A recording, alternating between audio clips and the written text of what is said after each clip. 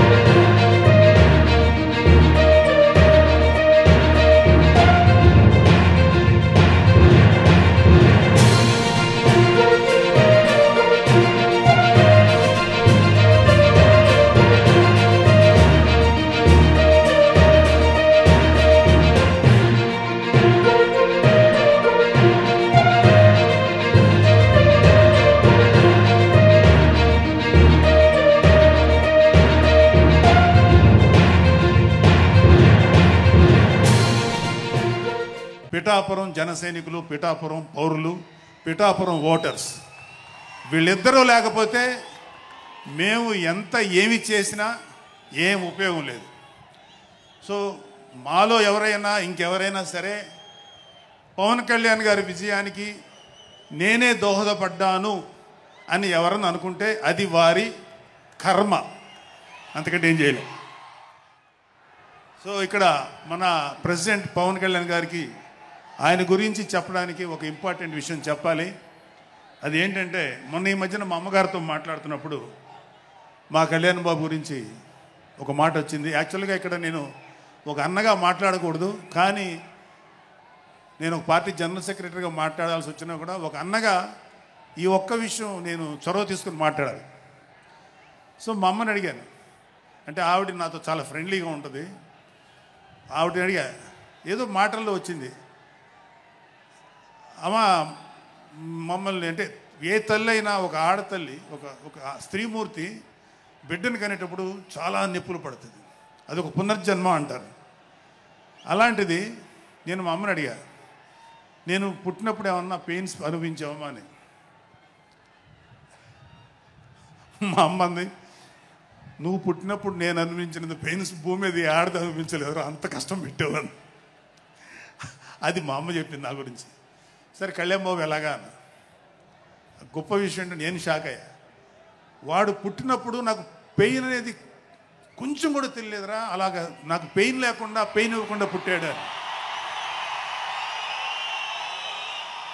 ఈ విషయం నేను కొంచెం షాక్ అయ్యా.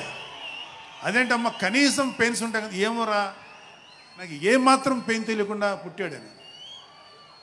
సో నేనేమంటానంటే, పుట్టేటప్పుడు కన్న తల్లికి కూడా ఏమాత్రం నొప్పి బాధ ఇవ్వకుండా పుట్టిన పవన్ కళ్యాణ్ లాంటోడు, అలాంటి నాయకుడు ఈ కూటమి భాగస్వామ్యంలో ఉప ముఖ్యమంత్రిగా ఉన్న నాయకుడు ప్రజలకి ఎందుకు బాధలు రానిస్తాడు? వాళ్ళకి ఏ బాధలు కష్టాలు రాకుండా గుండెల్లో పెట్టుకొని చూసుకుంటాడు. అది మనం కళ్ళారా ఈరోజు చూస్తున్నాం. ఇప్పుడు మనం చూస్తున్నది ఆవగింజలో అరవంతు మాత్రమే.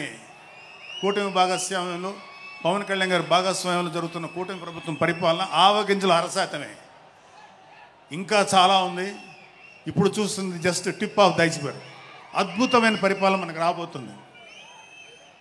రాబోయే 20 ఏళ్లలో ఆంధ్రప్రదేశ్ ఒక స్వర్ణయుగం చూడబోతుంది.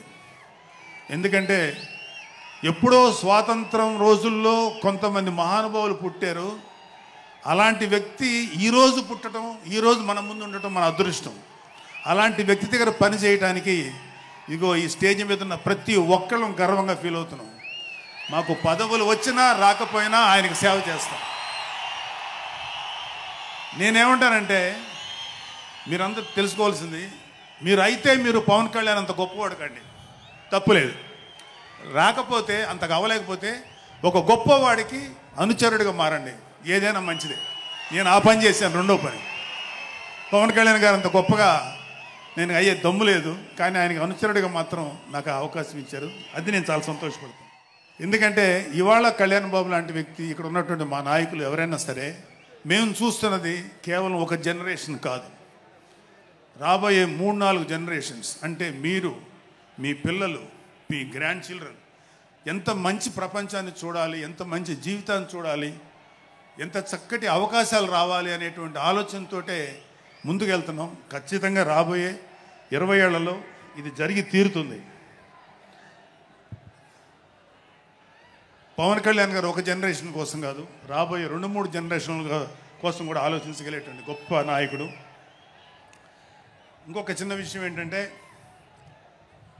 నాకు ఎమ్మెల్సీగా అవకాశం ఇచ్చినటువంటి మన ప్రెసిడెంట్ పవన్ కళ్యాణ్ గారికి నా హృదయపూర్వక కృతజ్ఞతలు.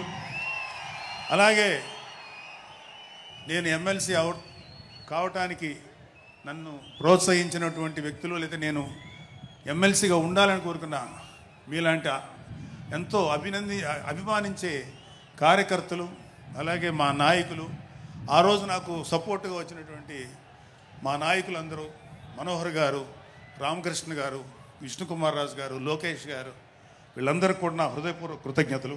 అంటే దేవుడు అనేవాడు మనం అడిగితే వరాలు ఇస్తాడు, ఖచ్చితంగా వరాలు ఇస్తాడు. కానీ అడగకుండానే వరాలు ఇచ్చేవాడు పవన్ కళ్యాణ్. అతను ఏమని పిలవాలో మీరే డిసైడ్ చేసుకోండి. చివరిగా ముఖ్యమైన విషయం ఏంటంటే, జనసేనకి ప్రాణవాయువు లాంటి వాళ్ళు కార్యకర్తలు, వీర మహిళలు, జన సైనికులు, అభిమానులు. నేను ఒక జన సైనికుడిని అని చెప్పుకోవటంలో ఉండే ప్రైడ్ నాకు ఇంకా ఏ విషయంలో రాదు. చాలా గర్వపడుతుంటాను. సో అలాంటి జన సైనికులకి, మీ అందరికీ మేమందరం అండగా ఉంటాం. ఏదైనా చిన్న చిన్న ఇబ్బందులు తలెత్తినా అవన్నీ సరిచేస్తాం. ఇంకొక విషయం ఏంటంటే, జనసేన పార్టీ ఒక్కటే మీరు ఒక కార్యకర్త స్థాయి నుంచి అత్యంత ఉన్నతమైన స్థాయికి చేరుకోగలిగేటువంటి డెమోక్రటిక్ వాల్యూస్ ఉన్నటువంటి పార్టీ జనసేన. కాబట్టి జనసేనలో ఉండండి, జనసేనని ప్రోత్సహించండి. మీకే కాదు, మీ బిడ్డలకు కాదు, మీ మనవలకు కాదు, రాబోయే తరాలందరికీ జనసేన అండగా ఉంటుంది. మీ అందరికీ మేము ఫుల్ సపోర్ట్ చేస్తాం. మిమ్మల్ని అందరినీ గుండెల్లో పెట్టుకొని చూసుకుంటాం. ఎందుకంటే మా వెనకాల ఉన్నది ఒక శక్తి, దట్ ఈస్ పవన్ కళ్యాణ్. జై పవన్ కళ్యాణ్, జై జనసేన, జై హింద్.